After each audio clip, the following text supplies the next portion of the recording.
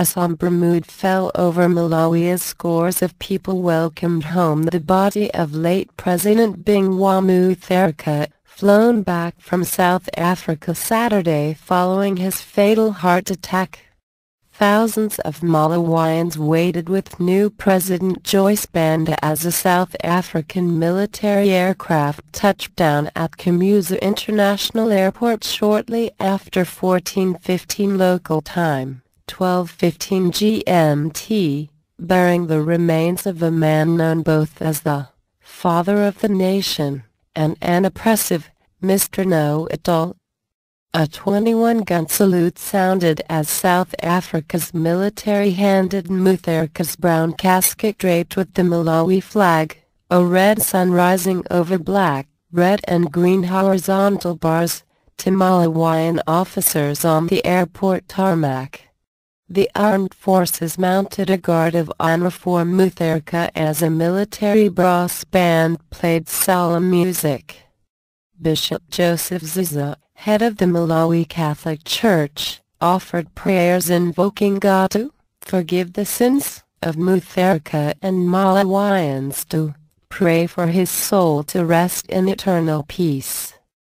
Zuza, an outspoken cleric who once criticized Mutharika for his bad economic policies, said the mourners had gathered to welcome the body with sorrow and love because death is not the end of everything, but the beginning of a new life. The crowd was not left unmoved. The reality that we have a funeral has sunk in among residents of the capital city. We want to give our dear leader a hero's welcome from South Africa, said Richard Fury, a supporter of Mutharika's Democratic Progressive Party, DPP, as he climbed down from a truck in the airport car park. Even supporters of Mutharika's rival Banda showed up, wearing the colors of their People's Party. For once, the nation should be united over this funeral. Despite his failings, Mutharika was our head of state, Sheila Gamut told AFP. The 78-year-old leader's body had been flown to South Africa for embalming after he suffered the fatal heart attack on April 5. Government trucks ferried people to the airport amid fuel shortages caused by a lack of foreign currency blamed on Mutharika's policies.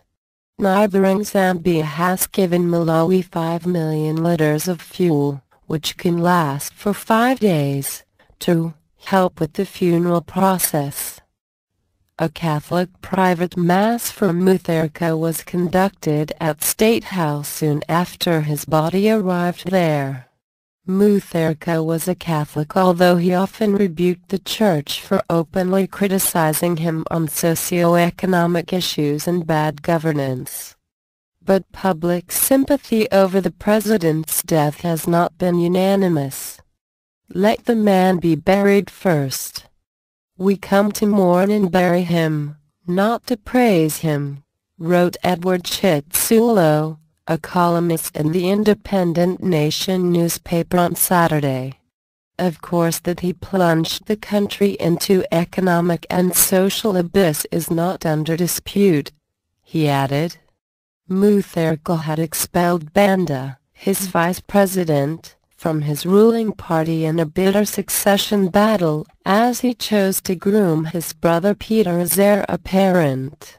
His death last Thursday created 2 days of political uncertainty as the former leader's inner circle tried to block Banda from assuming the post.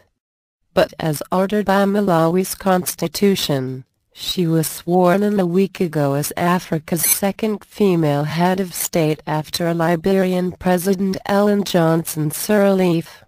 She urged Malawians to give her predecessor a dignified funeral. Mutharika's body will lie in state at the $100 million, €76 million, presidential palace for family and friends to pay their last respects, according to funeral committee head Henry Musa. It will then be taken to Mzuzu in the north and Blantyre in the south. He will bury it on April 23 at a family mausoleum on his personal farm 20 kilometers, 12 miles, from the commercial hub Blantyre. His wish was that he be buried next to his first wife Ethel at their mausoleum. Musa said.